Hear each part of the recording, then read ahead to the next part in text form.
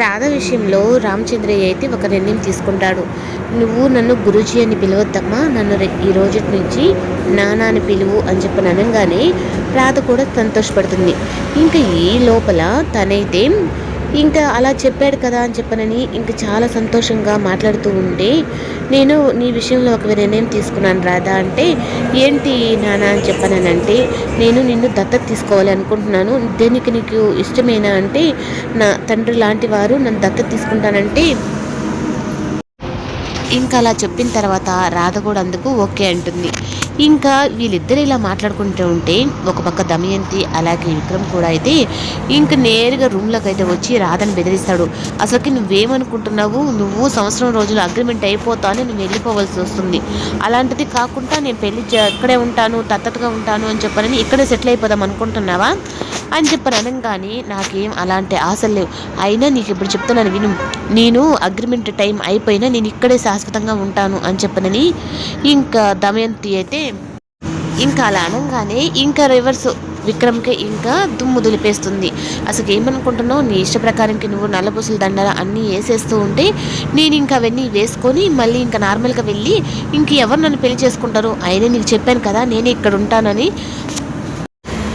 ఇంకా అలా అంటుంది. ఇంకా పద్మని పిలిచి ఇంక ఈ విషయం గురించి మాట్లాడాలి అంటే ఇంకా దమయంతి అయితే దానికి అడ్డుపుల్లగా, అయినా వాళ్ళ కూతుర్ని మీకెందుకు ఇస్తారు బావగారు అని చెప్పని అంటూ ఉంటే, లేదు నేను ఒప్పించుకుంటాను, నేను రాధని నా కూతురుగా నేను దత్తత తీసుకుంటాను అని చెప్పనని ఇంకా రామచంద్ర అయితే అంటాడు. ఇంకా అదే విషయం పద్మ దగ్గరికి అయితే ఇంకా పద్మ దగ్గర నుంచి దీన్ని నరుకు రావాలి అన్నట్టుగా, అయినా తనే అసలు కూతురు, అసలు తను నువ్వు దత్తత తీసుకోవాల్సిన అవసరం కూడా లేదు, ఎందుకంటే తన అసలు కూతురు నీకు అయిని దమయంతి అయితే అనుకుంటూ ఉంటుంది. ఈ విషయాన్ని బయటపడక ముందే ఈ రాధ పని ముగిచేసేయాలి అని చెప్పని మళ్ళీ ప్లాన్ చేస్తుంది. ఇంకా ఈసారి అయితే నా పేరు అడ్డు రాకుండా చేయాలి, ఎందుకంటే ఈ విక్రమ్ గారితోనే నాకు పెద్ద తలనొప్పిగా మారిపోతుంది అని అనగానే ఇంక ప్రియ అయితే ఏంటి మా పెదనాన్ని చేసేది ఏమన్నా బాగుందా అంటే, వాళ్ళ ఇష్టం వాళ్ళది మన ఇష్టం మంది అన్నట్టుగా తనైతే అంటుంది. ఇంకా అలా చెప్పిన తర్వాత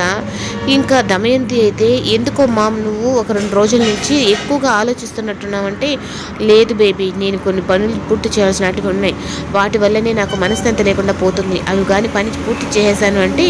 ఆ తర్వాత నేను చాలా కూల్గా ఉంటాను అని చెప్పని అంటూ ఉంటే, ఏంటో మా నా లైఫ్లో అసలుకి నాకు బాగా తక్కుతాడో లేదో అనిపిస్తుంది అని